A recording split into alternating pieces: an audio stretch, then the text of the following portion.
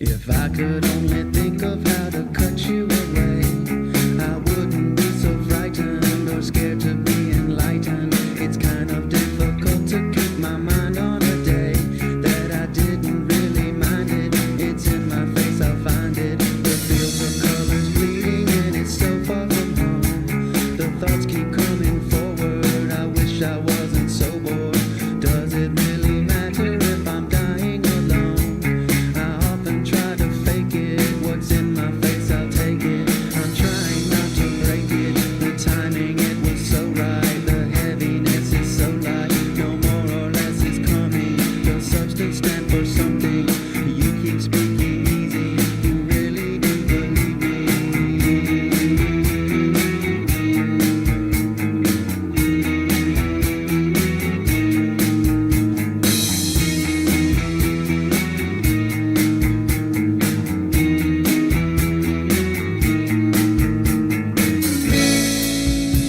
Please tell me where you're going.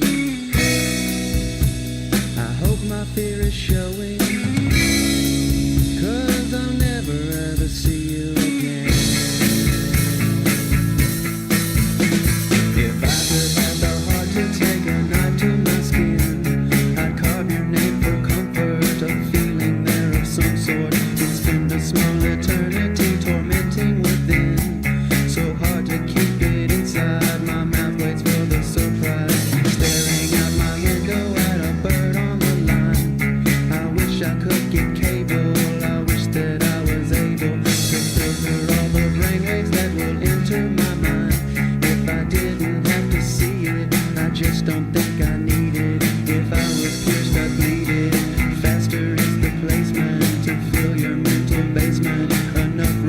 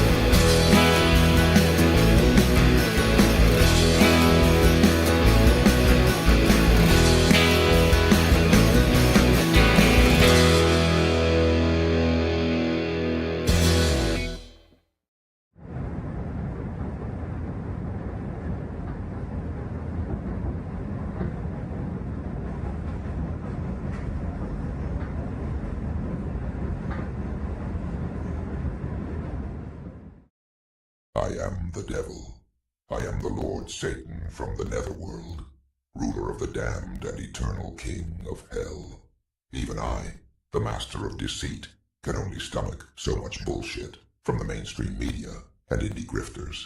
That's why I tune in to Morning Extra with Uncle Warren, because he eliminates my competition, and also because I know I'm gonna see that motherfucker soon.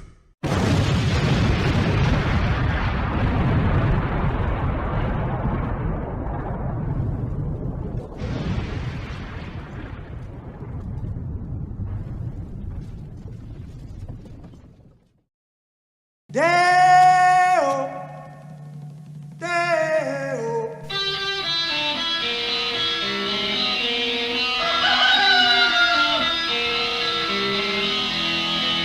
Baby's got a burger and a shooter and that shake it won't go down. Baby's got a burger and a shooter and that shake it won't go down. Corrosion to her thighs, erosion of her pride. Baby's got a shooter, baby's got corrosion now, corrosion now. Baby's got it. Hey, it's not too fucked up. Okay, good. All right. I had a little thing. I was sitting one way, and then all of a sudden, I wasn't. I was like, oh shit, I gotta sit up. So here I am sitting up. Let me see if I can do a little more of that. Hi. Wearing my dad's sweater. This is these sweaters too that like ladies with big boobs who have them on, they'll be talking to you like, I know, right? And then all of a sudden that person was talking to me, and then I was saying, they just wrap up. Like, I'm not looking, I promise. I had to take a mental health day on Monday, and it was somewhat better than today. So, well, I mean, today's somewhat better than that. Yeah, you know what I mean. So we're back here doing this. Not a whole hell of a lot of news in here, but the big stuff's in here for sure. So we'll get to that momentarily. I got Bella in the house. I pledge allegiance to the WWE and to the cable TV system for which it stands, one sitcom under God, with TV doctors and tariffs for all. Bella, it's nice to know that you believe in something. So, in what? I don't know. Hey, I tell you. We got Chuck's Intergalactic UFO Show. Hump Day is Fappy Tweed Day. I think every day on this show is Fappy Tweed Day because they let us use their music. So they're very nice people in that respect. And Around the World with Dee and Friends. Good morning, Dee, to you. Be sure to check out her show tonight, 9 p.m. Eastern on the YouTubers. And Max RJ. You kind of scared me a little bit for a moment there, Max, when you said no sound. I was like, wait, what? Oh, no. Because when you host the show, but then I know you see his eyes, so you want to see both of them, don't you? I know, it's so mesmerizing. He hypnotizes me. But yeah, you hear. But as somebody who also does the tech stuff under the show, you're like, you see no sound. You're like, oh shit. Because it's the bane of your existence. You're like, wait, I can hear it. Why can't they hear it? But everything is good in the world in that respect. So, yeah. So anyway, before we get to everything, of course, I want to remind you about our buddy Chanda Masta, who is dealing with lung cancer, and she's going through the chemo. She's going through all the necessary things that she has to do to deal with it, and it costs money. Because cancer treatment costs a lot of money. So if you can help her out, her GoFundMe link is in the description down below. If you can't do anything monetarily, if you could just share out the link, that would be very helpful as well. All right. Well, ain't nothing to it but to do it. Let's get to some newsy news, as I used to say. This is what they're talking about. Ukraine fires U.S.-provided ATACMS into Russia in major escalation. So we'll get to all the goodies here in just a second. Ukraine has fired U.S.-provided Army tactical missile systems, or ATACMS, ATACMS, into Russia's Bryansk Oblast, marking a major escalation of the conflict that Russia has made clear risks nuclear war. The escalation came as Russian President Vladimir Putin formalized changes to Russia's nuclear doctrine that lowered the threshold for use of nuclear weapons, a step he took in direct response to President Biden authorizing Ukraine to use ATACMS, which have a range of about 190 miles, in strikes deep inside Russia. The Russian Defense Ministry said in a statement that Ukraine fired 6 ATACMS into Bryansk at 3:25 a.m. local time. The enemy struck a site on the territory of the Bryansk region with 6 ballistic missiles, according to confirmed data. U.S.-made ATACMS tactical missiles were used as a result of an anti-missile battle. 5 missiles were shot down, and 1 was damaged by crews of S-400 and Pantsir missile defense systems, the ministry said, according to TASS. TASS, yes. So, I could come up on the microphone. Here, you want me to stick it right here? You guys will just have to deal with it. I think this is about as far up as the mic goes. Thank you for that bit of anxiety. The ministry said missile debris fell on the territory of a military site, causing a fire, but no damage or casualties were reported. Russian Foreign Minister Sergei Lavrov said the attack shows that the West seeks escalation, pointing to the fact that Ukraine cannot fire ATACMS without U.S.-provided intelligence. The fact that multiple ATACMS were used last night against the Bryansk region signals that they want escalation. You see, it is impossible to use these high-tech missiles without the Americans, and Putin has repeatedly said this, Lavrov said. Lavrov also said that he hopes Ukraine's Western backers read Russia's new nuclear doctrine, which considers an attack by a non-nuclear armed state that's supported by a nuclear armed power as a joint attack. The doctrine allows the use of nuclear weapons in response to a conventional attack against Russia or Belarus if it is deemed a critical threat to Russia's sovereignty. Hey, Vera. Hey, it's good to see you. Global solidarity. Good to see you as well. The nuclear doctrine states that Russia's nuclear deterrence is aimed at a potential adversary, which many encompass individual countries and military alliances, blocs, and unions that regard Russia as a potential enemy and possess nuclear and or other weapons of mass destruction or have substantial combat capabilities of general purpose forces. Former Russian President Dmitry Medvedev, the current deputy chair of Russia's Security Council, wrote on X that the new nuclear doctrine means Russia can use weapons of mass destruction against Ukraine and NATO. Hang on just a second here. All right. You want volume? I'll give you motherfuckers some volume. Okay. Let's see. Russia's new nuclear doctrine means NATO missiles fired against our country could be deemed an attack by the bloc on Russia. Russia could retaliate with WMD against Kiev and key NATO facilities wherever they're located. That means World War III. Medvedev wrote on X, which we call the tweeters, in English. The New York Times first reported on Sunday that President Biden had authorized Ukraine to use ATACMS in strikes on Russian territory, even though U.S. officials acknowledged the escalation wasn't expected to alter the course of the war. Right? No. Sure. No, it's not. That's not going to escalate things. Yeah. Good thing I'm drinking in the mornings. Oh, delicious, delicious apocalypse. So tasty. Okay, why aren't you working? There you go. So, as we said, Putin has lowered the threshold for using his nuclear arsenal after Biden's armed decision for Ukraine, and even more so after I believe they did this, and then the missiles started flying. Very nice.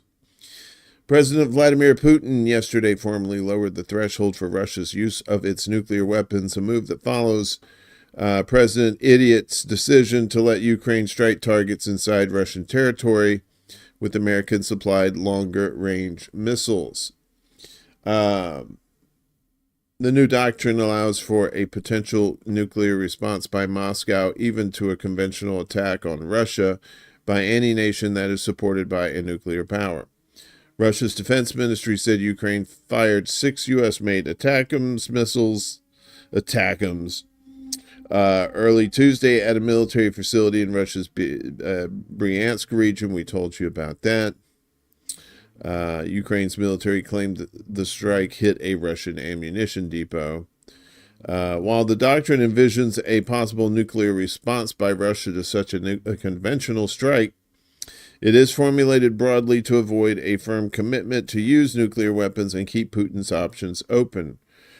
Russian Foreign Minister Lavrov emphasized that the Ukrainian strike in Bryansk marked an escalation and urged the U.S. and other Western allies to study the modernized nuclear doctrine. Ooh!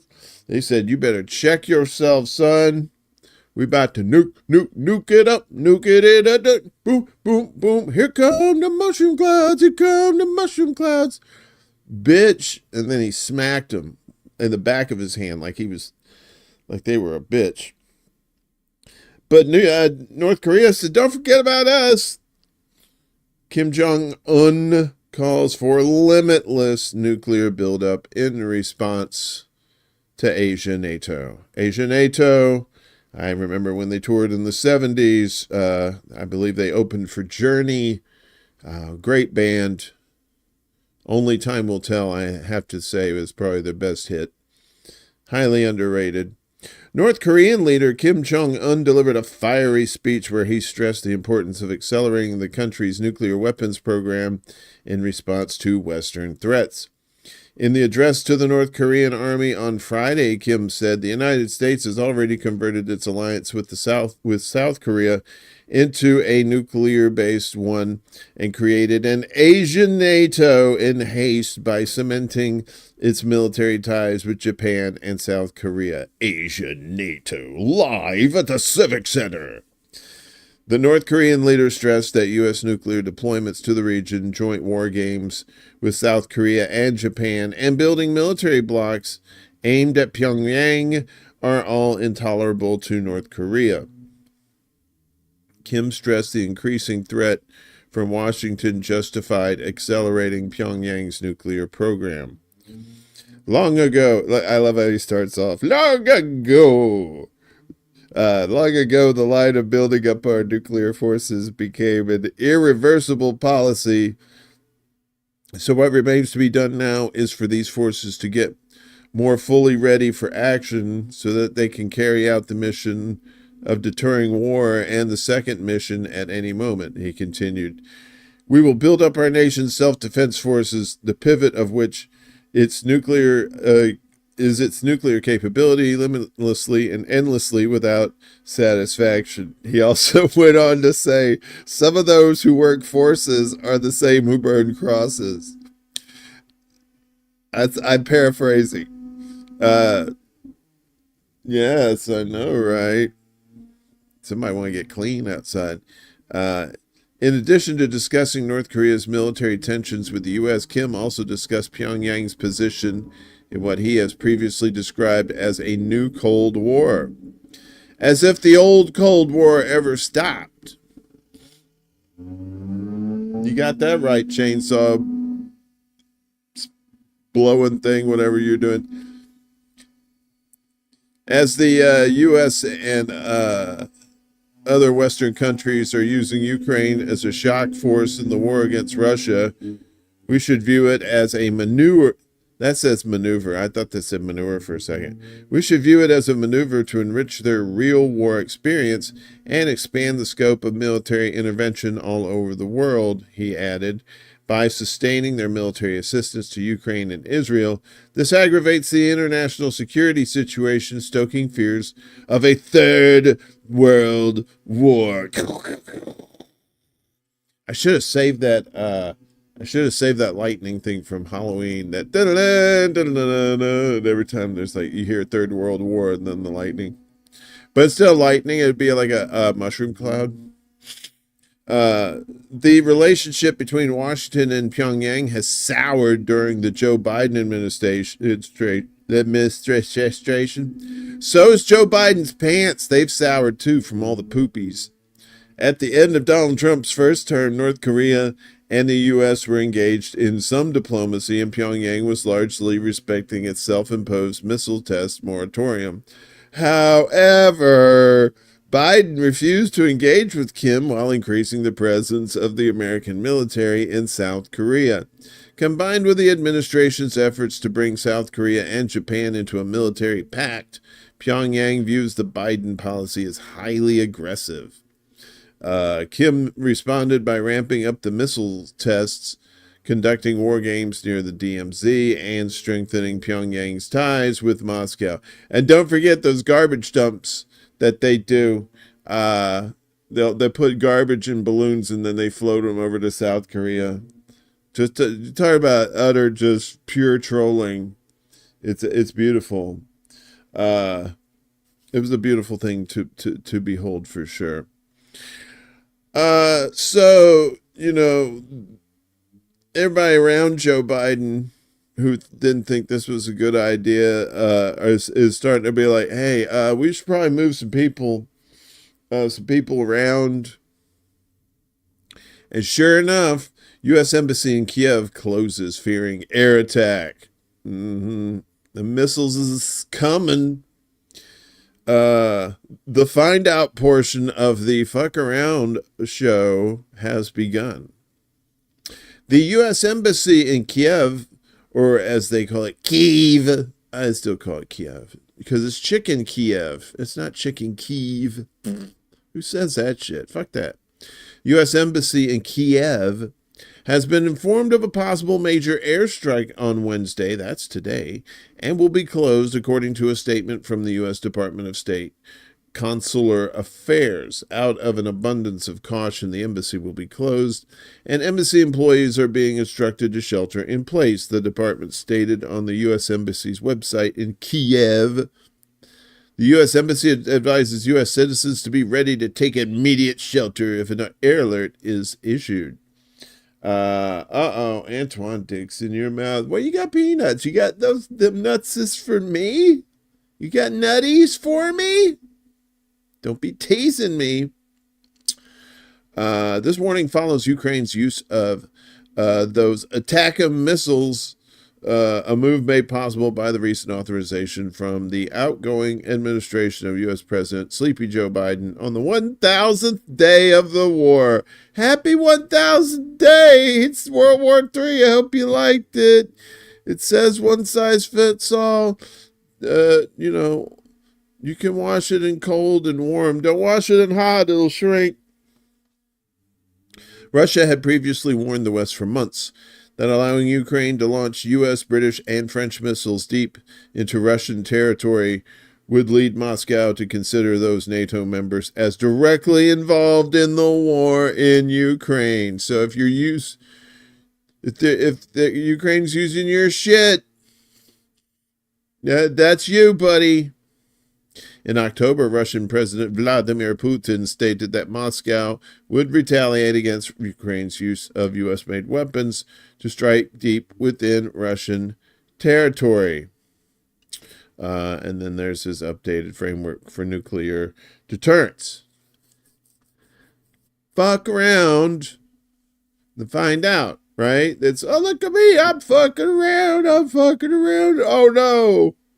But I'm finding out. That's what's going on, you know. Now, these other countries trying to keep weapons out of Israel's hands, they're like, oh, well, Ukraine, but here you go, buddy.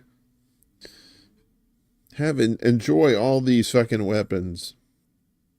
See, even the famous Teddy Z, Zelensky, ooh, ski with a IY, look at that fancy, urges Germany to support Ukraine's longer range strike capabilities. I want longer missiles, if you know what I'm saying. Yes, you know what I'm saying, baby.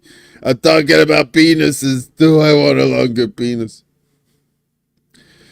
Ukrainian president and Robin Williams, very poor man's like 10th version, like if you had recorded a movie off of HBO and then a 10th generation of that recording, that would be him.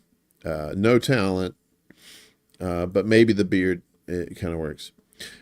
He said yesterday it was time for Germany to support Ukraine's longer range strike capabilities against Russia. Because U.S. does it. If U.S. does it, you should do it too, Germany. You don't want to be Jew hater, now do you? Don't be Jew hater. Which is ironic because, Ukraine, Nazis. So the U.S. administration this week approved Ukraine's use of ATACMS, prompting Putin to lower his military threshold for nuclear strike. I think after statements about nuclear weapons, it's also time for Germany to support corresponding decisions, Zelensky said during a briefing in Kiev with Danish Prime Minister Mette Frederiksen. Mette? German Chancellor Olaf Scholz, who held an hour-long call with Putin last week, has been hesitant to provide long-range Taurus cruise missiles to Ukraine, fueling frustration in Kiev. Zelensky's remark came as a Ukrainian official source confirmed that Kiev's military had used the U.S.-supplied system to attack an arsenal in Russia's Bryansk region yesterday. Of course, as soon and they were begging for him. He's like, Daddy, more missiles, noms, missiles. Let me have those long-range missiles. Not see. Yeah, what's another word for lake? Not see. Sorry. Yeah, so they want those. They want that big dying for this. You know, as soon as they said word, they were like, "Dude, how do you launch this? What are the buttons? Why didn't we figure this out beforehand? Why do I sound like Boris Badenoff?" All right. But the major NATO powers, they were like, maybe she'll talk this one through there, poopy pants. Major NATO powers lukewarm on Biden's Ukraine missiles U-turn. Dun, dun, dun, dun. Yep, don't forget the cluster bombs and mines. Part of this complete apocalypse and genocide. Major NATO allies have expressed reservations following U.S. President Joe Biden's reported decision to allow Ukraine strike targets deep inside Russia. Oh, target strikes deep inside Russia, you little sinner biscuit. Using American-made long-range missiles. The move, first published by the New York Times citing anonymous sources, is being seen as a significant shift in U.S. policy, but it has failed to galvanize broader Western support amid concerns over further escalation of the conflict. Germany, France, and the UK, who all possess long-range missiles, have so far declined to repeat Washington's offer, despite Ukrainian leader Vladimir Zelensky's repeatedly ball-washing and putting penises in his mouth to do so. Oh, I'm sorry, that says repeated please. I thought that meant ball-washing and cocksucking. German Chancellor Olaf Scholz speaking at the G20 summit in Rio de Janeiro. Ooh, her name is Rio, and she dances on the sand. You know, that old Duran Duran tune underscored the need for caution. Many citizens in Germany are worried about security and peace in Europe, Schultz told reporters, explaining why Berlin would not send Taurus missiles to Kiev. As a result, I need to act prudently. 9! So how many missiles are you going to send to Kiev? 9! Oh, you're going to send 9 missiles? No, 9! It's the German version of Who's on First. Throughout the Ukraine conflict, Germany has often aligned itself with American decisions, such as coordinated tank deliveries, you're welcome, in 2023, and allowing limited Ukrainian artillery strikes across Russia's border earlier this year. Ellen Jamerson, you pearl, you sweetheart. It's good to see you, dear. Good morning to you. Happy hump day. However, Schultz's hesitance to escalate possibly reflects concerns about a potential retaliation and the impact of U.S. President-elect Donald Trump's incoming administration, which has signaled plans to limit support for Ukraine, Bloomberg has reported. The French and British G20 delegations were similarly cautious, while British Prime Minister Keir Starmer previously indicated support for the supply of additional Storm Shadow missiles to Kiev. His advisors have refrained from confirming whether he would authorize strikes on internationally recognized Russian soil. A Ukrainian official noted that a lack of further Western European support would be a massive disappointment for Zelensky. More bombs, more weapons, give me. Oh, you say that now. You know, till we get the quickie divorce down in Tijuana, and then you get all my shit. I know how this works, lady. France has already provided a limited number of long-range missiles, but has declined to clarify their intended use or discuss future deliveries. French officials, however, endorsed the U.S. decision, even as Western European leaders grapple with uncertainty over Trump's anticipated policy pivot towards diplomatic negotiations with Russia. So they're trying to get all these weapons out because they know Trump's going to do a turnaround, and then the money train is going to come to a screaming halt, as it were. But I don't know. Maybe it keeps going. Maybe they maybe some of his inner crew convince him to stay in it. You know, especially if there's money to be made. Who would turn down all those delicious greenbacks, right? Money, so good. But Hungary and Slovakia are having none of this bullshit. Hungary and Slovakia slam U.S. decision to support long-range strikes in Russia. I'm getting a lot of these from antiwar.com, so make sure you're checking them out for news. They have daily news updates from various sources besides their own. And you know, I use it a lot for the news shows too. So, and in fact, I've discovered a few good sources from there too. So check them out if you're looking for real independent news and you don't want opinions all the fucking time. NATO countries Hungary and Slovakia have slammed President Biden's reported decision to support long-range Ukrainian strikes on Russian territory, an escalatory step that risks nuclear war. This is an unprecedented escalation of tensions, a decision that thwarts hopes for the start of any peace talks and an end to the mutual killing of Slavs in Ukraine, said Slovak Prime Minister Robert Fico, who halted Slovakia's military aid to Ukraine when he took office last year. John, what's up? Good morning, my friend. John Kemper in the house. Those who support U.S. President Biden's decision are in favor of the start of World War III, Fico added. And well, you know, look, drama Jenny, why don't you just cool your jets there, bud? There, World War III. Where's the? You know what? For the next show, I'm going to do that. Every story that has World War III in it, we're going to have the lightning and all that stuff. So it'll be like mushroom clouds. If you die, you blame me. All right, fair enough. I'll be dead too. Hungarian Foreign Minister Peter Szijjártó, it's not delivery, it's Szijjártó, strongly criticized Biden's decision. The pro-war mainstream has launched its last desperate attack on the new reality. These forces seem to have no qualms about the worst-case scenario, escalating the war in Ukraine to a global scale. You mean World War III?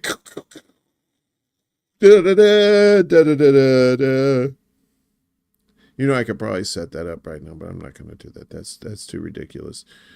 It's not delivery. It's Szijjártó took aim at pro-war politicians in Washington and in Europe, saying, one has the feeling that the pro-war political elites on both sides of the ocean are launching one last desperate, scalding attack on the new realities and the will of the people. Ooh, the new realities. Some politicians in the U.S. have also criticized Biden's decision, including Representative Thomas Massie, Republican out of Kentucky. Willie laying down some greenbacks. What the French toast? Aw, Willie, you're so sweet. Hold on a second.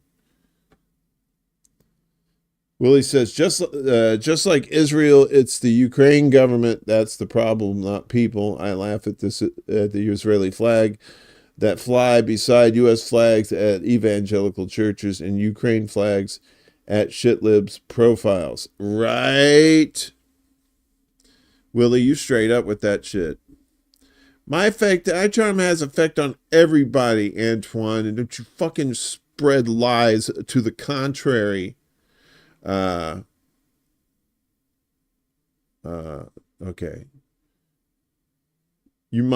John, you said your mom named you after the one in the Bible. Well, I mean, how could you prove otherwise, John? Come on.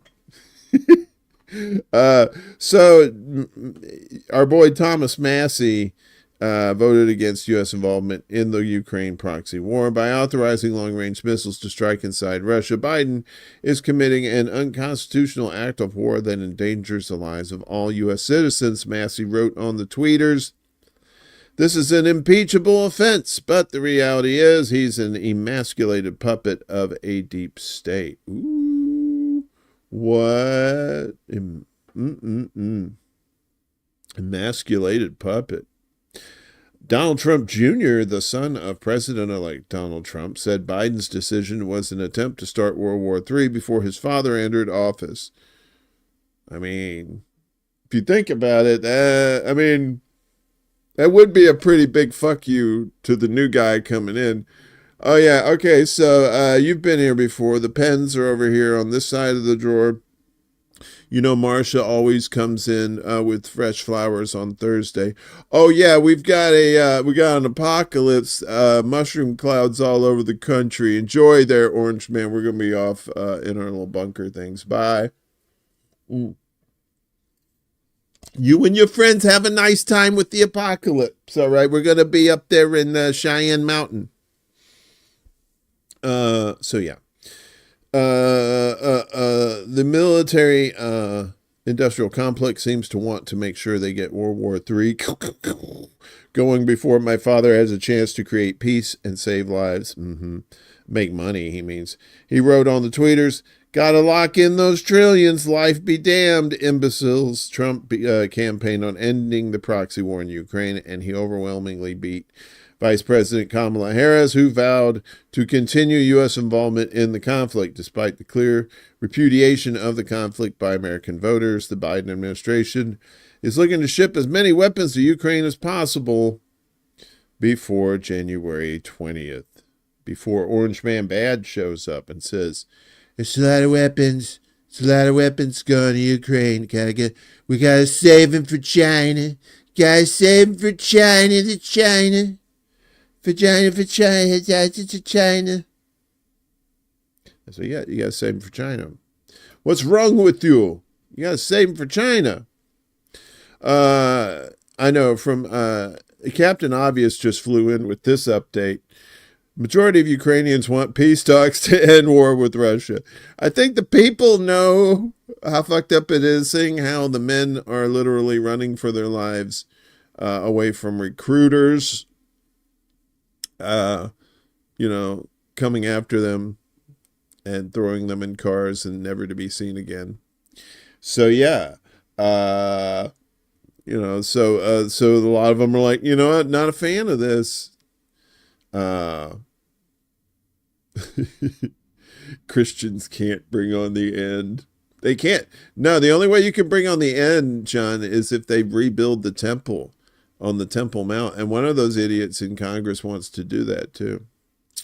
A Gallup poll released yesterday found that the majority of Ukrainians want peace talks to end the war with Russia. But I'm surprised by this number, though. The poll conducted in August and October found that 52% of respondents wanted talks with Russia to end the conflict as soon as possible, while 38% believe Ukraine should keep fighting, and 9% said they didn't know or refused to answer.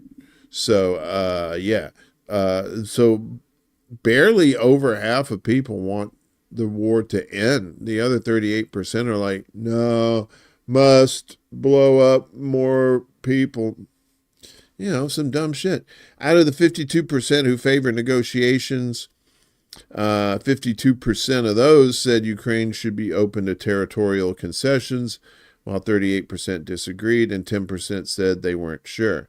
The survey marked the first time since the Russian invasion that a Gallup poll found the majority of Ukrainians favored negotiations to end the war. The support for peace talks is stronger in eastern areas of Ukraine near the front lines. Yeah, I would think so, where 63% want negotiations to end the war and only 27% want the fighting to continue. You gotta get the red heifer. They had a red heifer too, didn't they? Didn't somebody have a red heifer in Jerusalem or something? They were doing some shit with it. The poll published on the 1000th day of the war came amid a major U.S. escalation in the war as Ukraine began striking Russian territory with long-range U.S.-provided missiles. The Biden administration appears to be doing whatever it can to escalate the conflict before Trump is sworn in. The U.S. is escalating the proxy war despite Ukraine having no clear path to victory.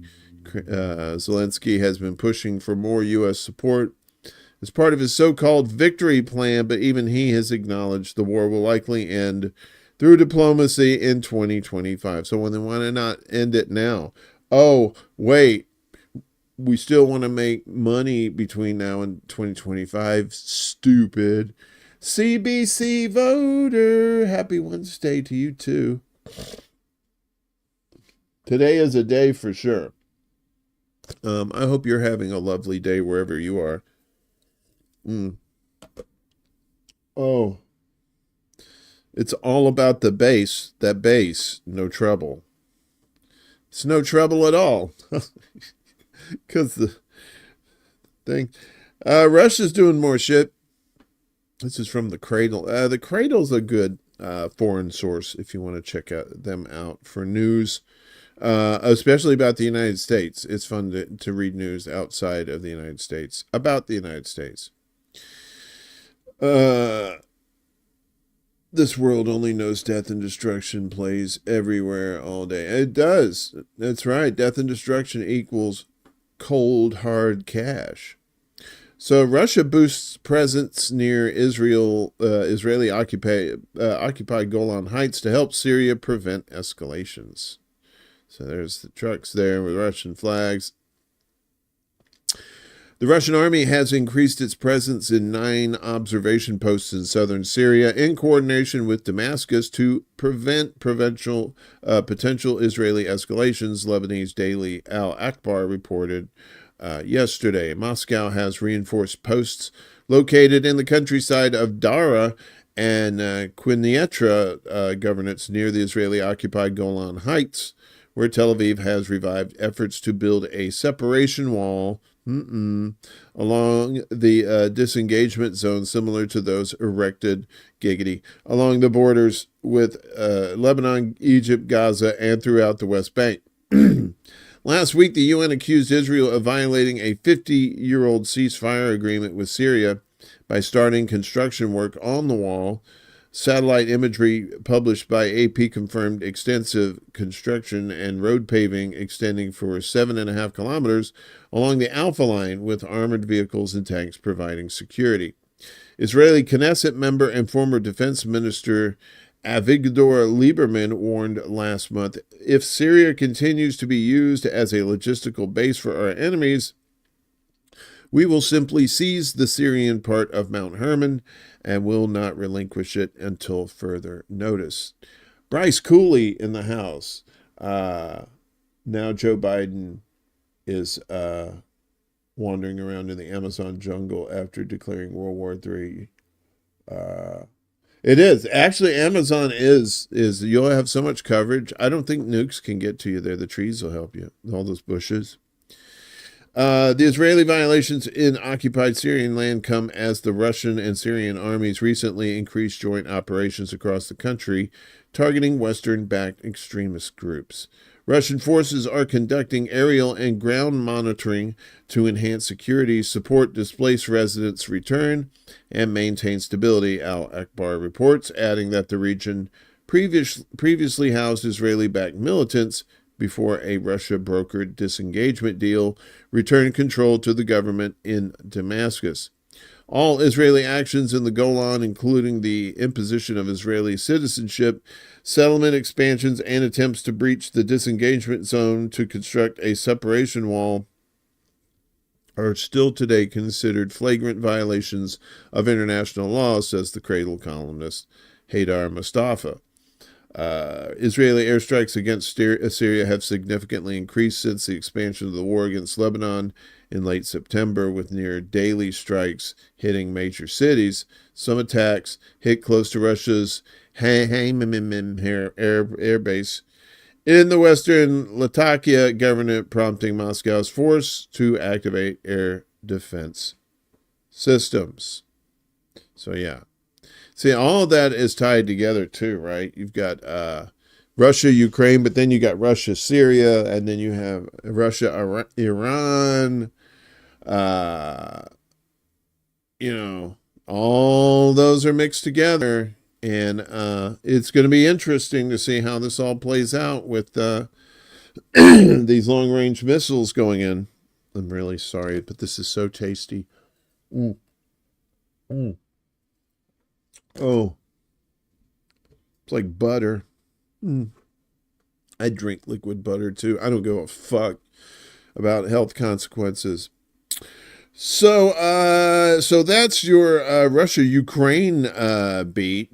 Back to the old familiar of Israel murdering people. Is from Dave DeCamp over at antiwar.com. Israeli forces kill 50 Palestinians in Gaza in 24 hours. No, this isn't the same story I've been reading the last few days. The numbers are different. The dates are different. Trust me, but it's still the same genocide.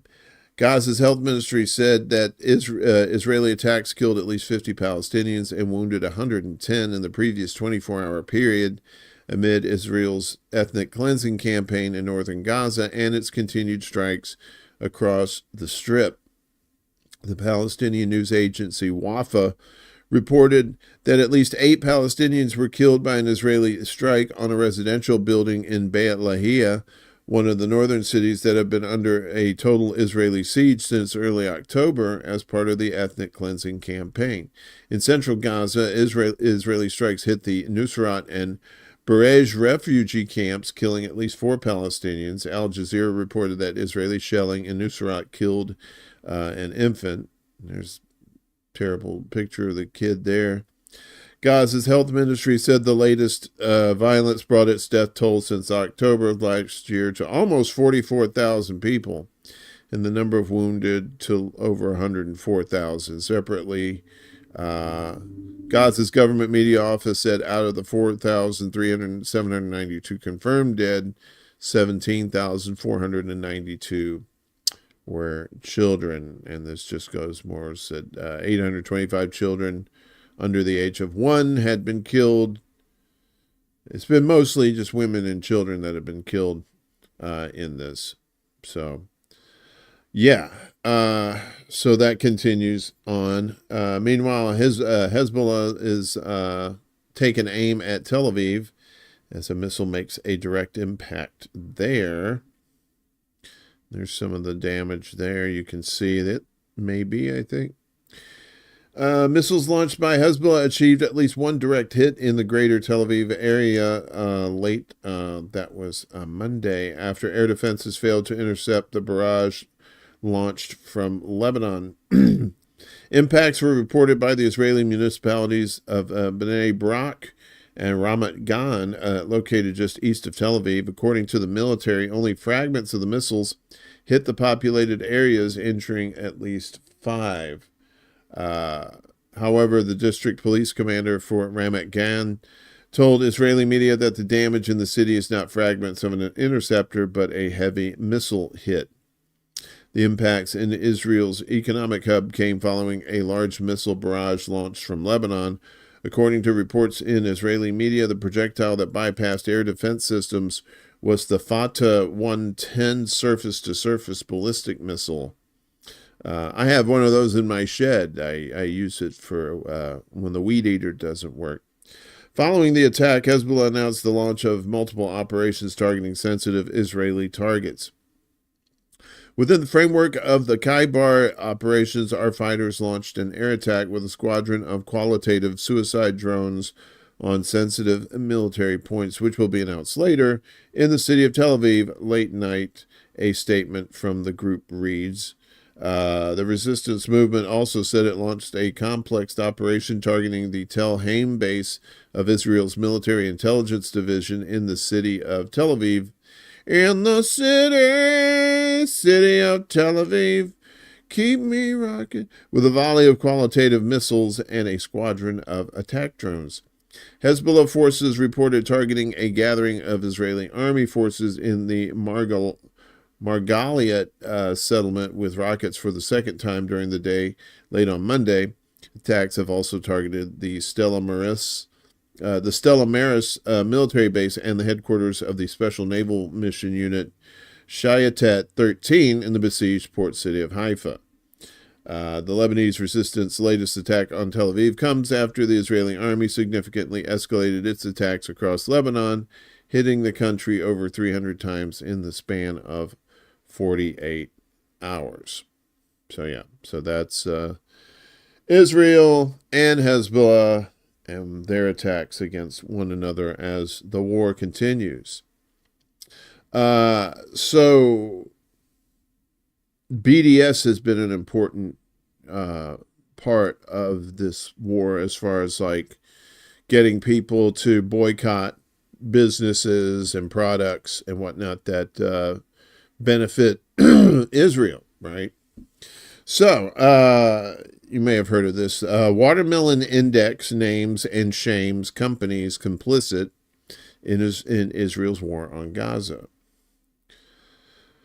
A new database of over 400 companies that operate in the UK and are deemed complicit in Israel's war on Gaza has been launched by a collective of unions and organizations led by Progressive International. The Watermelon Index, which the international left-wing organization describes as a tool for worker-led resistance against the occupation and genocide in Palestine, will allow employees to connect with each other and with activists to challenge their bosses over connections to Israel. Among the companies listed are Barclays, shipping firm Maersk, e-commerce giant Amazon, software company Microsoft, and holiday rental outfit Airbnb. As well as these multinationals, there are a host of other operations with ties to Israel in industries including finance, insurance, technology, logistics, and energy. Progressive International is focusing its efforts within these sectors. Oh, look at Antoine throwing some I can't spend Canadian money. Why are you throwing Canadian money at me, man? No, thank you. Why is your forehead so big? This money will help you with forehead surgery. If there is any left over, you should get anti-aging cream for your butt. It looks saggy AF. How do you know what my butt looks like? Because I'm sitting on it. Do you have cameras? Are you a spy? Thanks for the money, baby. I'll put it on the dresser just like you told me to, Daddy. You told me to call you Daddy, right? Because otherwise I don't get the spankings. Come on, don't jip me on the spankings. Where were we? Sorry about that, folks. That was we took a detour down random alley and got our asses beat by those thugs that live down there. A company's complicity with Israel's war on Gaza is measured through the different kinds of support, including financial, military, diplomatic, cultural, trade, and social, it provides, according to Progressive International.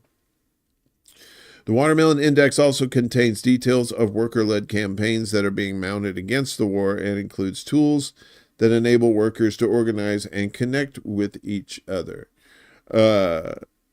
Since Israel began its war on Gaza in the wake of the Hamas-led October attacks of last year, Palestinian trade unions and other organizations have called for arms and energy embargoes, as well as for workers around the world to act against their employers' complicity with Israel. Israeli forces have killed close to 44,000 Palestinians, obliterating the coastal enclave in the process and extending the war to Lebanon. Mass protests have taken place on an almost weekly basis in Western cities, including London, but the UK, US, and other Western governments continue to arm Israel and provide it with diplomatic and other support. 'Cause they're making money, baby! We making that money! It is in this context that the Watermelon Index is being launched. James Schneider, Progressive International's communications director, told Middle East Eye, the West's political media class won't challenge the genocide it arms and supports. We have to take actions ourselves, wherever we are, to confront the grave crimes against the Palestinians. That's right, baby. No justice, just us. Schneider said that many people employed by the companies listed in the database may not be aware of their ties to Israel and could then use the Watermelon Index as a way of connecting with other pro-Palestine workers. So the rest of that will be in the show notes there when we have those posted. Need bricks up there, right? Exactly. Yeah, thanks for the money there, Prop. You didn't have to do that. You get the sweet ass for free. I'm just kidding. I gotta charge at least a quarter, so I'll feel like an honest person. So big boats from the United States come in. Big giant boat come in. Me scare you. And Yemen's like, let me change this radio station to channel YAWN. So they say, all right, well, fuck it. We're out of here. USS Lincoln exits Red Sea days after heavy Yemeni attacks. Here we go. Look at that. Peace out, home slice. Don't let the door hit you where the good Lord split you. You know what I'm talking about. I'm talking about that ass. Pentagon officials revealed yesterday that the USS Abraham Lincoln left the Red Sea over the weekend, ending a 3-month deployment and leaving West Asia without a U.S. carrier strike group for just the second time in over a year. So did it do the walk of shame? Is that what it was? Ladies, it's like it's morning and you're holding your shoes and you're walking along, your makeup's all runny and, there's some weird stains on your dress. According to U.S. officials, the USS Harry S. Truman Strike Group will reportedly move to the Mediterranean Sea from its current area of operations in the Atlantic near Portugal's Azores Islands. So, of course, they got the USS Harry Truman coming in because somebody said World War III, and they were like, Harry Truman's in his grave going, what? Are we going to nuke somebody again? Well, come on, let's do it. Let's bomb them again. Woo, I'm dead. He said that while he was dead. Wait, what? Gentlemen, you can't fight it here. This is the war room. Oh, I love that movie. So apropos. The Lincoln's withdrawal was announced 7 days after Sana'a, that's Yemen's capital, launched 2 major military operations against U.S. warships in the Red Sea, reportedly thwarting a large-scale aggression being prepared by the U.S. and U.K. navies against Yemen. We targeted the U.S. aircraft carrier Lincoln located in the Arabian Sea with several cruise missiles and drones while it was preparing to launch operations against our country. The operation successfully achieved its objectives, Armed Forces spokesman Brigadier General Yahya Sarris said on November 12th. 2 days later, Ansarallah leader Abdul Malik al-Houthi revealed that the aircraft carrier was forced to retreat hundreds of miles away from the Yemeni coast as a result of the retaliatory attacks. In some instances, the U.S. aircraft carrier navigates close to certain African coastlines out of fear of being targeted, the Yemeni resistance leaders said. U.S. Central Command, that's CENTCOM there, you private citizen person, you. Officials last week said there were no injuries and no warships were damaged following the Yemeni attack, adding that U.S. forces intercepted 8 attack drones, 5 anti-ship ballistic missiles, and 4 anti-ship cruise missiles. Yeah, they avoided all that, but they were like, we should probably just leave anyway. Washington and London have been leading an illegal war against Yemen since January in support of the Israeli genocide of Palestinians in Gaza.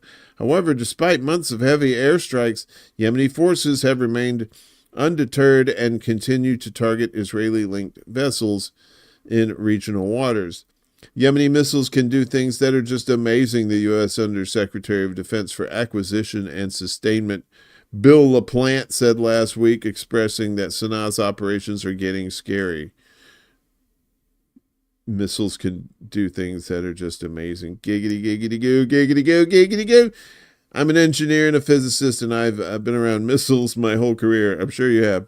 What I've seen of what the Houthis have done in the last 6 months is something that I'm just shocked, LaPlante stressed. He later went to a closet and masturbated with nothing but missiles on his spank reel. Sorry, if I had to think it, you had to hear about it. Meanwhile, in Iraq, rights groups warns executions based on unfair trials are surging. Unfair trials, you say? That doesn't sound familiar at all.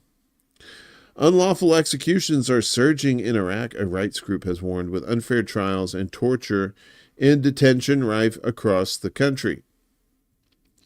Human Rights Watch said that the country had dramatically increased the use of the death penalty this year without prior notice to lawyers or family members. The Iraqi government does not provide official statistics on executions, but monitoring group AFAD said 50 men were killed in September alone, while at least 63 were executed in June in secret executions. Yikes. Human Rights Watch highlighted a number of cases of the Iraqi authorities intimidating or threatening people for speaking out against unfair convictions. 5 men who submitted anonymous complaints through a foreign lawyer to the United Nations have been executed since April. According to the lawyer of one of the men in one of his last communications in March, he said prison officials had discovered that he was transmitting information outside the prison and expressed fear of retaliation. The lawyer said in early April the man had been put in isolation incommunicado. Ooh, big word. Authorities then informed his family and lawyer in July that he had been executed. Iraqi authorities are carrying out state-sanctioned murder on a disturbing scale, said Lama Faqih, Middle East and North Africa director at Human Rights Watch. Signing off on these unlawful executions will leave President Abdul Latif Rashid's legacy stained with blood. Ooh, such words. Iraq has for many years had one of the world's highest execution rates, despite repeated warnings from lawyers and rights groups that the legal cases of many of those convicted were deeply flawed.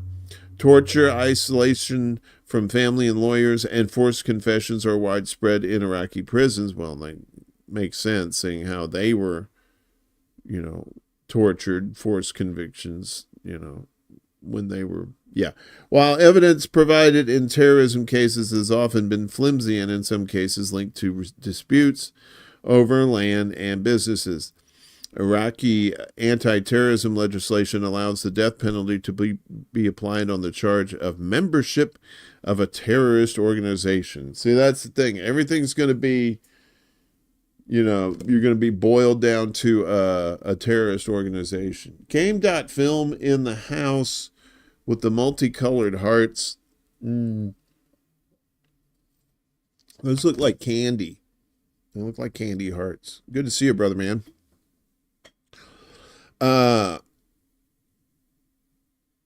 Let's see. So executions have also focused heavily on crimes related to drug offenses too. See, that's the other side of these countries that's not America, where it's like some of these countries, if you have like just pot, they'll kill you. So that needs to be fixed as well. In May, Iraqi Prime Minister Mohammed Shia al-Sudani said that the issue was important as terrorism to the country, telling the inaugural Baghdad International Conference on Drug Control that drugs were a serious threat to societies and state entities, and the war against drugs is no less dangerous than the war against terrorism, and is no less futile either, because none of those wars work. Iraq has long been a transit country for Captagon. We told you about that. The amphetamine-like stimulant plaguing the Middle East. Captagon sounds like some sort of futuristic Star Trek drug. Ghost Start, what's up, buddy? Good to see you. Good morning to you over there on the Rumbly Tumblies.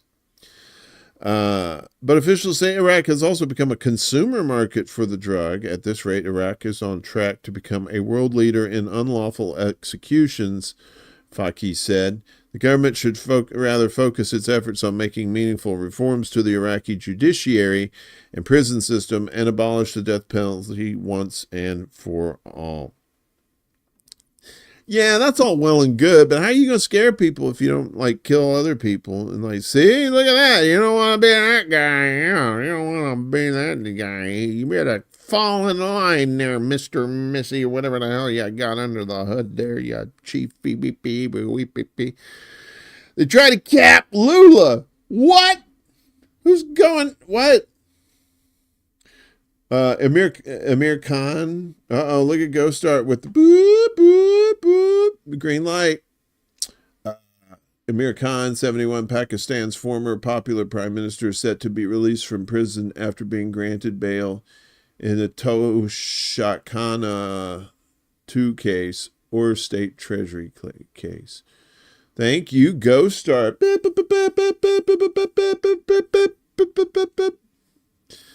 Man, you totally took the wind out of my, you killing Lula sales, but all right, fuck it.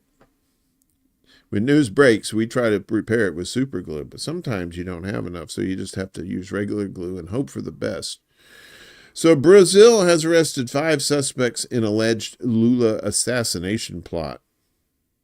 God, doesn't he look like he's got to find Gandalf and take the One Ring to Mount Doom? Come on, just a little bit, Lula. 5 people have been arrested in Brazil for their suspected involvement in an alleged attempt to assassinate then President-elect Luiz Inácio Lula da Silva and his vice president in December 2022, according to police. The police said in a statement yesterday that most of those investigated in the alleged coup attempt are military personnel with special forces training. A detailed operational plan called Green and Yellow Dagger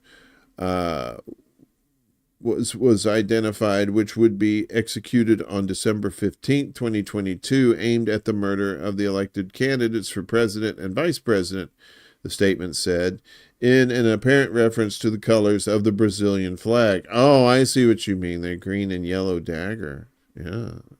Friend of Mick Jagger. No, that's the red and yellow friend. Was it green and yellow? It's something about spiders. This is the first time in the alleged coup attempt investigation that federal police have mentioned a plot to kill Lula and Vice President Geraldo Alckmin. Federal police officers carried out 5 arrest warrants yesterday, the police said, without providing any names. The four were arrested in Rio. Her name is Rio, and she dances on the sand. Woo! Just like that.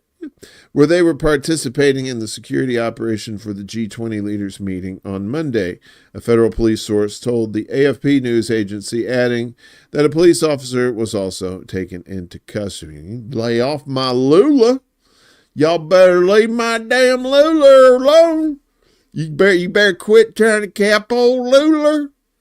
You some bitch, I come for you in the night with a pair of hedge clippers, a little John Wayne Bobbity doo doo doo doo doo doo doo. Snippity doo dah. That means I'm gonna take your pecker off. And finally, in Haiti, Doctors Without Borders said, chicken in a bucket, fuck it, we're out. Doctors Without Borders halts operations in Haiti's capital. Haiti is a hot mess, folks. Doctors Without Borders, MSF, is the, okay, sure, whatever, said yesterday it's stopping operations across the Haitian capital Port-au-Prince and its wider metropolitan area due to an escalation in violence and threats to its staff from members of the Haitian police. The suspension would last from today until further notice, said MSF. MSF said in a statement that since a deadly attack on one of its ambulances last week, police had repeatedly stopped its vehicles and directly threatened their staff, some with death and rape threats. Yikes. We are used to working in conditions of extreme insecurity in Haiti and elsewhere, but when even law enforcement becomes a direct threat, we have no choice but to suspend our projects, MSF's Haiti mission chief, Christophe Garnier, said. Well, yeah, if the law's against you too, yeah, what are you going to do? You got to get the fuck out of there. Medicine Sans Frontiers. Oh, I see there. Thanks, Finger Man. Look at you with the lesson. Dun, dun, dun, dun, dun, dun, dun. The more you fucking know. Brought to you by Finger Man and Mad Knowledge. Thank you. A spokesperson for Haiti's National Police declined to comment. Oh, you think? MSF, whose presence grew in Haiti in the wake of the devastating 2010 earthquake, is one of the main providers of quality-free health care in the Caribbean nation. Quality-free health care. That sounds like us. In the Caribbean nation, it operates key services such as a trauma center and a burn clinic. The UN estimated last month that just 24% of the Port-au-Prince metropolitan area's health facilities remain open, while those outside the capital face an influx of displaced people, jeopardizing their ability to provide essential care. MSF cited 4 separate incidents of police threats and aggressions, including from an armed plainclothes officer. It said threatened to start executing and burning staff. Burning patients and ambulances as of next week. The medical aid group treats on average 1,100 outpatients, 54 children in emergency situations, and more than 80 sexual and gender-based violence survivors each week, MSF said, as well as many burn victims. Wow. Yeah. Start executing and burning staff, patients, and ambulances as of next week. Yep. A Haitian cop we shipped in from Kenya shot an unarmed citizen in the head, robbed him, then ran him over. Holy fuck. Are you serious? Oh, yeah, because they got those cop. They brought in those Kenyan dudes for police. So the cop, the Kenyan. Oh, my God. That's so fucked up. You got lots of French. Thanks. Well, tout le monde to you, too. I don't know what that means. I know there's something that means let the good times roll, but I always forget what it is in French. It's like, I love French, though. French gibberish is my favorite. I love French gibberish. I go, je peux pas t'arrêter, je peux and people are like, are you having a stroke? I'm like, possibly. but I'm also trying to do French gibberish. You like? And then they go, no, we know like. So we all know the government is bought and paid for. But now they're going after the courts. They're threatening courts. Republicans are. They're threatening courts. They're threatening courts. The sharing of biased and False news has become all too common on social media. More alarming, some media publish these things as they are true without checking facts first. Unfortunately, some members of the media use their platforms to push their own personal bias and agenda to control exactly what people think. And this is extremely dangerous to our democracy. U.S. Republican leader threatens ICC chief with sanctions over Israel. So, you know, they love these Republicans. All of them do. They love some Israel. They love them. Don't you dare talk shit about my old lady. You motherfucker. You gonna step up and get this ass whooping. That's what's gonna happen. Tabernacle is how you say let the good times roll. That's not how you say it. It's something else. Stop with your lies. You are proper. You're not proper, or you're Ganda. So this guy's going to be the new Senate Majority Leader, John Thune, out of South Dakota. The International Criminal Court and its chief prosecutor, Karim Khan, should be sanctioned by the U.S. if they continue to seek the arrest of Israeli leaders. Incoming Senate Majority Leader John Thune has said. Khan announced in May that he was looking to press charges against Israeli Prime Minister Benjamin Netanyahu and then Defense Minister Yoav Gallant, as well as 3 Hamas leaders over crimes against humanity in Gaza. See, they got the Hamas people in there too, buddy. What's wrong with you? If the ICC and its prosecutor do not reverse their outrageous and unlawful actions to pursue arrest warrants against Israeli officials, the Senate should immediately pass sanctions legislation, as the House has already done on a bipartisan basis, Thune said on Monday evening. Bipartisan basis, there's your key right there. If Majority Leader Chuck Schumer does not act, the Senate Republican majority will stand with our key ally Israel and make this and other supportive legislation a top priority in the next Congress. Of course, because you want Israel to be your top priority in the next Congress. You already say that now that you've won it, so that the people who think that you're going to actually do shit for them know you put them in their place. You put those people in their place. We're not doing shit for you. It never was about you. It was always about Israel. Thune, a Republican from South Dakota, won the internal election for Senate Majority Leader last week, despite criticism from allies of President-elect Donald Trump that he was too close to the old establishment. Schumer, a New York Democrat, currently presides over the Senate, in which his party has a slim majority. The chamber is due to become Republican-led when the newly elected senators are seated in January.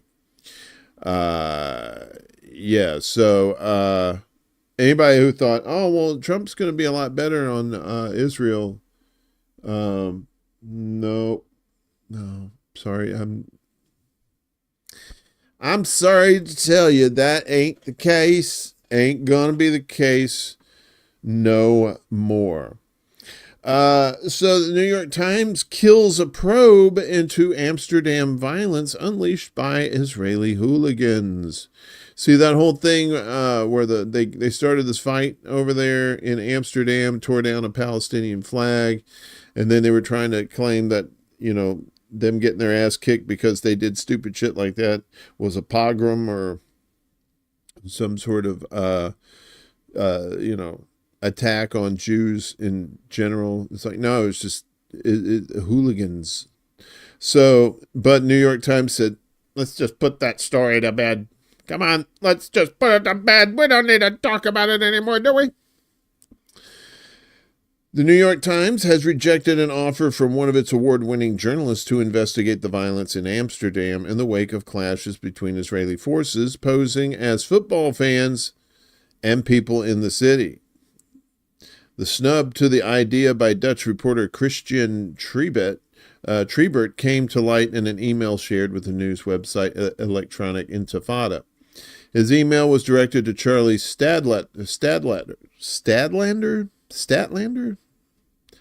Highlander, a senior manager at the New York Times who previously served as a senior press officer for both the U.S. Army and the National Security Agency, according to the report. Trebert explained to the manager that he had pitched a visual investigation I was conducting into the events of November 6th through 8th in Amsterdam. Unfortunately, that story was killed, he wrote.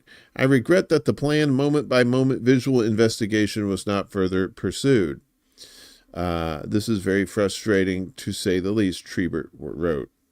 Trebert appeared interested in carrying out reporting that would remediate the false narrative insistently advanced by his own newspaper. Maybe that's why they wanted to do it, because they didn't want to be like, you're refuting your own newspaper, that the Israeli fans were victims of mob violence motivated by anti-Jewish hatred.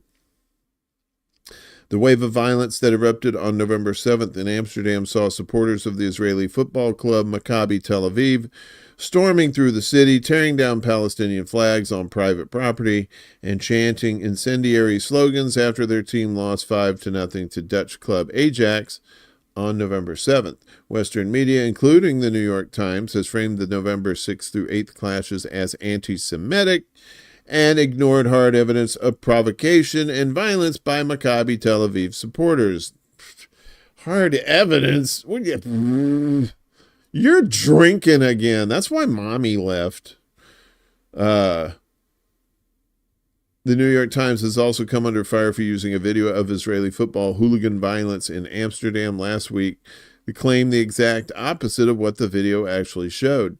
The U.S. newspaper claimed footage shot by Dutch photojournalist Annette de Graaf showed anti-Semitic attacks on Israelis, even though it actually showed Israeli mob violence against a Dutch citizen.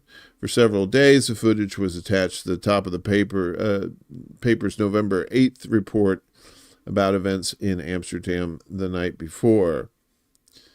Right. But on Tuesday, the paper was forced to issue a correction after Graff publicly condemned international media for mislabeling her video as evidence of anti-Semitic attacks against Israeli football supporters. Western media also ignored evidence like social media videos of Maccabi supporters engaging in provocative behavior and chanting slogans such as, "Why is school out in Gaza? There are no children left there." Since October 7th of last year, media outlets in the U.S. and UK have faced growing criticism from experts and social media users for biased coverage that downplays allegations of genocide in Gaza and favors the Israeli narrative. Of course, everything has to be for Israel. It's for Israel. What's wrong with you people? Didn't you know that? Anywho, and you can't talk about genocide in Gaza because, that's where they make it. Silencing medics in the U.S. You can't talk about genocide in Gaza. This is in Al Mayadeen. So, a detailed report by The Intercept sheds light on the experiences of medical professionals, particularly those who have treated patients in hospitals across Gaza and Lebanon over the past year who courageously spoke out about the atrocities committed by Israeli occupation forces and the personal costs they paid for doing so. The report reveals that expressing concerns about the dire humanitarian crisis in Gaza amid the ongoing Israeli military aggression at UCSF, that's University of California, San Francisco, one of the U.S.'s most prestigious medical institutions, came with serious consequences. These healthcare workers faced intense pressure and significant repercussions for expressing support for victims of the genocide, highlighting the personal and professional challenges involved in advocating for human rights amid Israeli aggression. So UCSF's physician faces backlash after criticizing Zionism and Israeli military. Rupa Maria, an internal medicine physician and professor at UCSF, is among the most prominent and vocal figures facing backlash, as per the report. In a series of social media posts in January, Maria, who is also an expert in decolonial theory, raised questions regarding the impact of Zionism, describing it as a supremacist, racist ideology in the context of healthcare. Her comments quickly drew criticism from pro-Israel colleagues and Democratic State Senator Scott Wiener. Wiener. In response, the university issued a statement on its social media platforms addressing the post, though it did not mention Maria by name, condemning her remarks as anti-Semitic attacks. Wiener publicly expressed gratitude to UCSF for the statement. This triggered a wave of online harassment against Maria, including racist, sexist attacks and threats of both death and sexual violence. Wiener has continued to target Maria on social media. In September, Maria shared another social media post revealing concerns among UCSF students about a first-year student from Israel, suspecting that the individual may have served in the Israeli military the previous year. She then raised the question, how do we address this in our professional ranks? The following month, UCSF placed Maria on paid leave and suspended her medical practice while investigating her social media post. Although the university later reinstated her ability to provide clinical care, she remains banned from campus, including the hospital where she worked. I wanted to protect people who have lost family members, Maria explained. People are being murdered, doctors are being disappeared, hospitals are being bombed. You have this traumatized community in UCSF. I've been trying to give voice to the experience of the Muslim, Indigenous, Black, Swana, that's Southwest Asian and North African, students who are afraid, like deeply afraid. The Center for Protest Law and Litigation, a First Amendment advocacy group, is helping Maria seek public records related to her social media posts, specifically any communications between UCSF, Senator Wiener, and Helen Diller Family Foundation, UCSF's largest donor, which has supported pro-Israel advocacy groups in the past. After 9 months of unsuccessful requests, the center filed a lawsuit for the records as the university claimed they were exempt from public records laws. So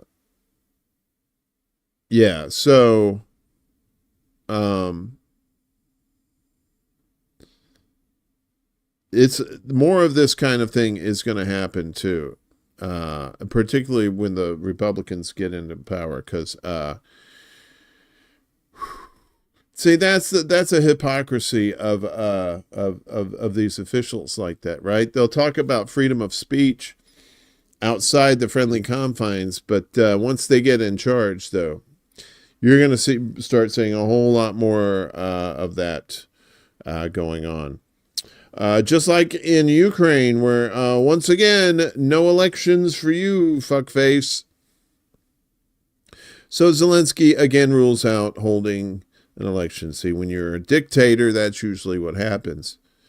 There he is in his dictator shirt. Vladimir Zelensky has stated that Ukraine must first achieve a just peace before its citizens can go to the polls. A just peace. That's interesting. The Ukrainian leader's presidential term expired in March of this year, but he canceled elections due to martial law, which he'd imposed in 2022. So you got to do the martial law before you do the I'm not going to give you any fucking elections thing. Zelensky addressed the issue while presenting his so-called internal resilience plan in the country's parliament, Verkhovna Rada, on Tuesday. We all know that the Constitution of Ukraine and the law do not permit elections during wartime. We all know. I mean, they start off with that, you know they're full of shit. And no one in the world has demanded and does demand this from Ukraine. However, there are some people in Ukraine who may be so hungry for elections that they want to fight within our state more than for our state. Ooh, look at you, Twisty McTwisty. They seek political disputes in the trenches, like in film studios. This is detrimental to Ukraine, which is funny, coming from the guy who's doing all his shit in front of the green screen, right? First, Ukraine needs a just peace, and then Ukrainians will hold fair elections. What is a just peace? That's interesting. We must prioritize the common interest over any personal desires, Zelensky added. The Ukrainian leader emphasized the importance of a comprehensive strategy to ensure the country's internal stability. This includes strengthening the front lines, bolstering the defense industry, securing the economy and financial system, enhancing the information space, ensuring justice, improving regional governance, and other critical issues. So all that shit has to happen before they have elections. So they're not going to have elections probably forever. Zelensky's chief of staff, Andrei Yermak, who has been described in Western media as the real power broker in Kiev, stated that presidential elections would be held immediately after the war ends. According to Verkhovna Rada chairman Ruslan Stefanchuk, the Steppenwolf, the next presidential elections would take place within 60 days after martial law is lifted, if it's lifted. Last week, Zelensky extended the period of martial law and mobilization in Ukraine until February of next year, amending the relevant legislation for the 13th time, unlucky 13, since the escalation of the conflict with Russia in February 2022. Interesting time, February 2022. Throughout the conflict, his government has outlawed a number of opposition parties, citing their presumed involvement in subversive activities. Several MPs have been prosecuted and jailed. Zelensky has also been accused of consolidating power by purging government officials and military leaders he deemed as disloyal. Disloyal? No, I know, right? By then there'll be no one left to vote. Of course, yeah. Half of the only ones who can vote are the ones probably they threw in a truck to go fight at the front lines. Those included the former commander-in-chief of Ukraine's armed forces, Valery Zaluzhny, and Defense Minister Alexei Reznikov. In September, 7 cabinet ministers and several other officials were removed from their positions. Foreign Minister Dmitry Kuleba and Deputy Prime Minister for European Integration Olga Stefanishina were among those let go. There's more, folks. We got more propaganda goodness going on.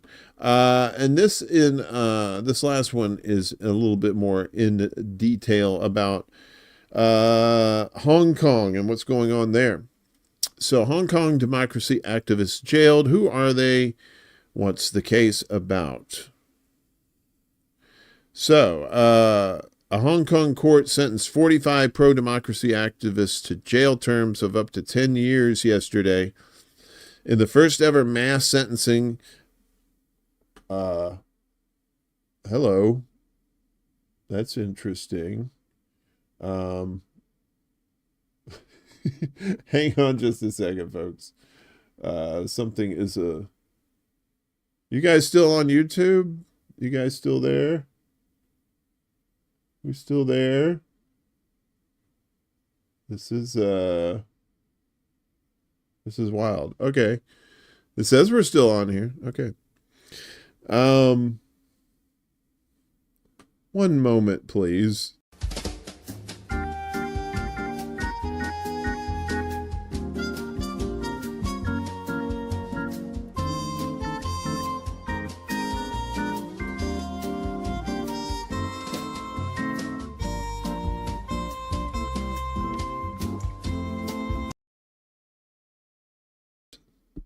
All right. I don't know what happened. YouTube kind of died on me over here. So hopefully you're still there. Anyway, let's get through these. There's only a few more left. So Hong Kong court sentenced them to up to 10 years. It's the first ever mass sentencing since Beijing imposed a controversial national security law on the semi-autonomous Chinese city. The activists were among 47 people arrested in 2021 for organizing unofficial primary elections to choose pro-democracy legislative candidates. Authorities alleged the action violated the sweeping Beijing security law first introduced in 2020. In what's being called the largest national security case in Hong Kong, prosecutors accused the defendants of plotting to overthrow the government by forcing the city's leaders to resign. 2 people were earlier acquitted during the lengthy trial. Foreign governments and rights groups swiftly condemned the Hong Kong and Chinese authorities for the verdict amid concerns of democratic backslide and human rights violations in the city of 7 million. Here's what we know about the sentencing and the case that led to it. So following a huge wave of protests in 2019 against a new law which could have allowed extraditions to mainland China, pro-democracy advocates and politicians organized a primary election set for July 2020 to help shortlist candidates who would run in the legislative elections. The 2019 law was scrapped after millions of people thronged the streets for months, crippling the financial hub. These were the biggest protests since the 2014 umbrella movement, which was sparked by Chinese proposals to pre-approve candidates for Hong Kong's legislative elections. The pro-democracy camp with the unofficial 2020 elections was seeking to hold a majority in the 70-seat legislature and press for greater police accountability and democratic elections to choose the city's leaders, all key demands of the protesters. Presently, an election committee, mostly handpicked by Beijing, selects a large proportion of Hong Kong's lawmakers and all the executives, including the chief executive. Hong Kongers can only directly vote for about 20% of the legislators. Government officials ahead of the unofficial election in 2020 warned that the vote might violate Beijing's 2020 national security laws imposed in response to the 2019 protests. The law is criticized by rights groups for broadly criminalizing subversion or undermining authority, as well as secession, terrorism, and collusion with foreign forces. However, the vote went ahead on July 11th and 12th in 2020. More than 600,000 of the city's 7 million residents voted in the election, over 13% of the registered electorate. Beijing immediately criticized the elections and called them a challenge to the national security law. Hong Kong previously enjoyed a range of legal and human rights protection after its sovereignty was transferred to China in 1997 under the principle of one country, two systems. On January 6, 2021, 55 candidates and participants in the vote were arrested. Eventually, 47 people were charged with conspiracy to commit subversion or undermine the appointed government. The official legislative elections were later postponed to December 2021, with authorities citing the COVID pandemic. Some of those arrested included legal scholar Benny Tai, who was prominent in the 2019 protests and who was cast by prosecutors as the organizers of the conspiracy to overthrow the government. Former student leaders Joshua Wong and Lester Shum, as well as former lawmakers Claudia Mo and Alvin Young, were also arrested. The trial began with a marathon pre-trial hearing at the West Kowloon Magistrates Court between March 1st and 4th of 2021. It continued into June of 2022. Many of the defendants were denied bail and were remanded in prison up until yesterday.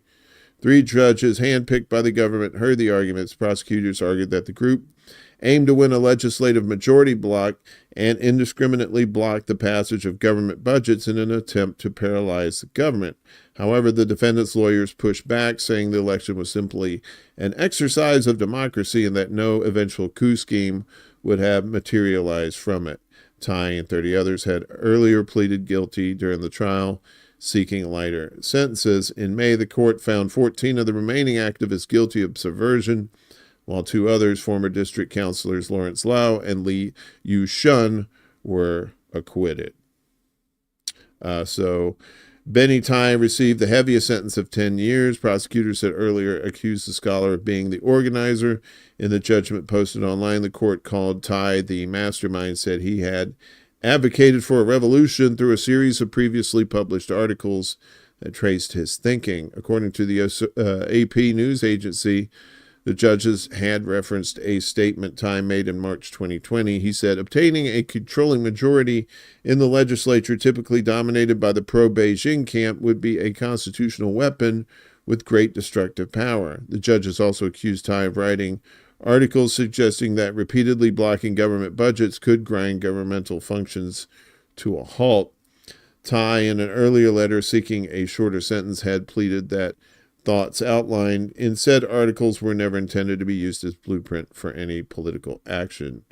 Young activist Owen Chow received the second lengthiest sentence, 7 years and 9 months, for running as a candidate in the election. Former journalist Gwyneth Ho, who prominently live-streamed the 2019 protests, also received 7 years for running in the election. Meanwhile, Joshua Wong, a former student leader and internationally known activist, as well as lawmaker Claudia Mo, received 4 years and 8 months and 4 years and 2 months, respectively. Both had also earlier pleaded guilty. So going to jail for that's another downside for democracy in China. It seems to be lacking in that area. If you're commenting on YouTube right now, my apologies. For some reason, things are not working the way they're supposed to be working. I'm going to try one more thing here real quick. Let's see. Where are we? This is really wild. I do not know why. Why are you doing this? All right, fuck it. We're almost done. So, and we'll get to, I'll get to yous. So if you came in late, my apologies. I won't be able to see you. So finally today, it's a tale of escaped animals on two fronts. You may have heard about the monkeys in South Carolina. The people say they're monkey around. 6 monkeys are still on the loose from a South Carolina compound after dozens escaped. Look at you, just taunting me. You're taunting us. That is so wild. None of that shit works. That's crazy. So 6 monkeys were still on the loose early Monday after dozens escaped earlier this month from a South Carolina compound that breeds the primates for medical research, according to authorities. 2 more rhesus macaques were trapped Sunday outside the Alpha Genesis facility in Yemassee, bringing the total of recovered monkeys to 37 of the 43 that escaped. Alpha Genesis CEO Greg Westergaard said in a statement relayed by Yemassee police in a social media post. Both monkeys recaptured Sunday were examined and were in excellent condition, said Westergaard, who was present when they were recovered.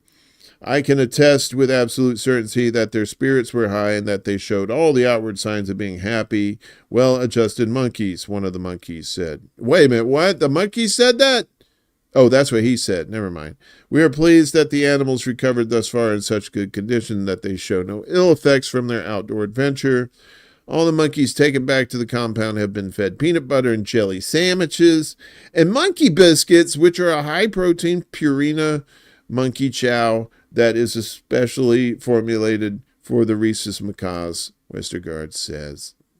Monkey biscuits. I want monkey biscuits.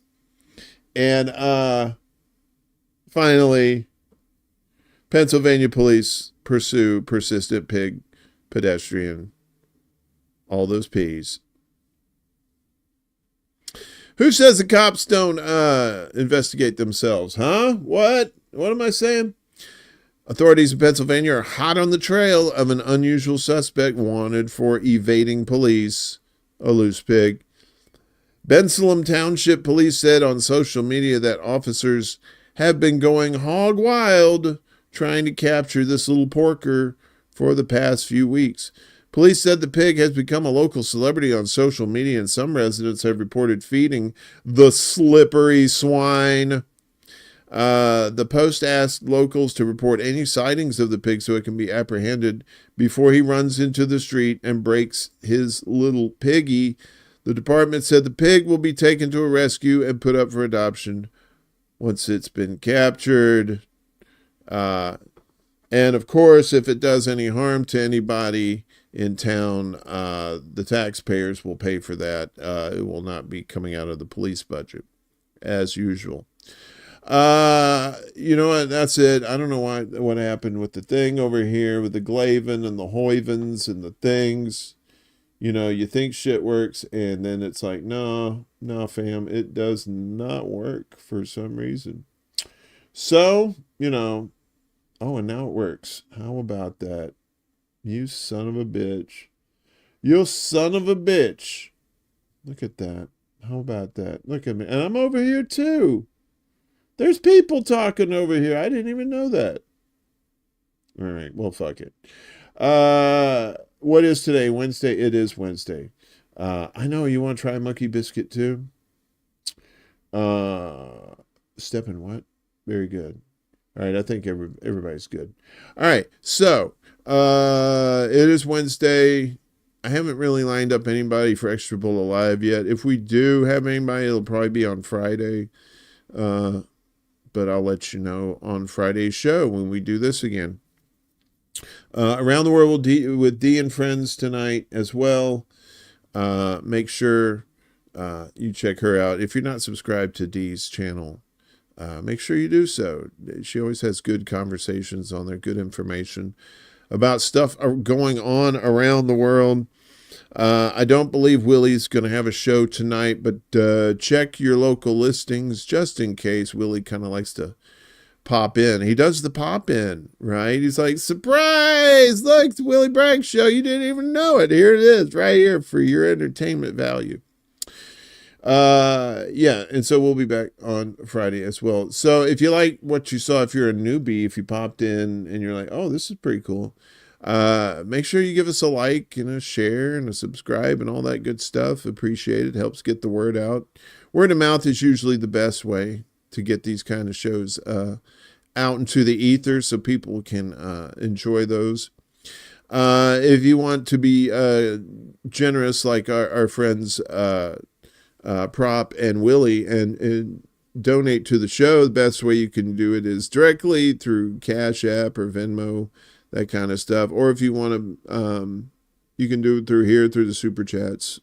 But you can also do our Patreon. That's like $1 a month if you want to do that, and you get your name up on the thingy. And I appreciate it. But if you can't afford any of that stuff, that's fine. If you could just share out the links, that helps a whole bunch too. You have no idea how much that helps. So, oh, you are doing a show tonight, Willie. Willie, I didn't see. Willie, I've gotten to the point now where I check your page to see if there's any live things yet.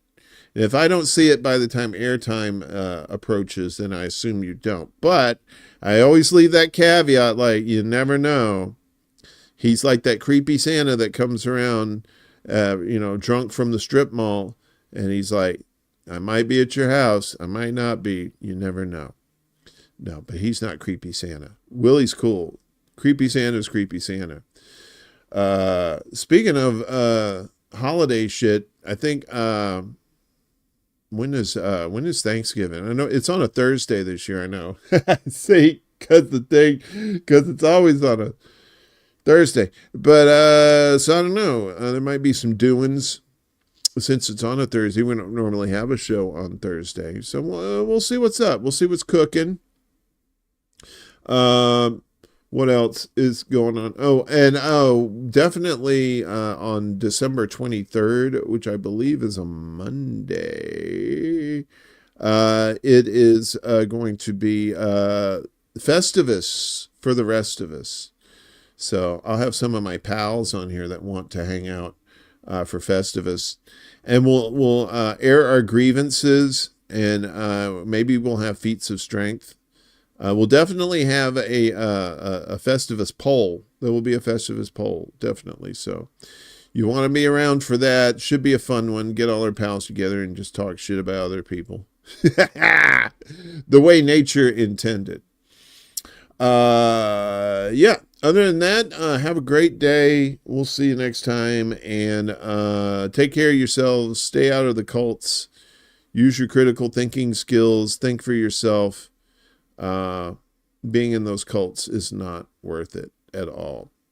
You know, I know it feels kind of lonely to be on the outside and think for yourself, but trust me, in the long run, that's better for you than being a slave to the cult, and just having your mind fed all kinds of dumb shit. So anyway, peace out. We'll see you next time. Word up. I'm going to drink this whiskey. This is City Alpha 5! Woo!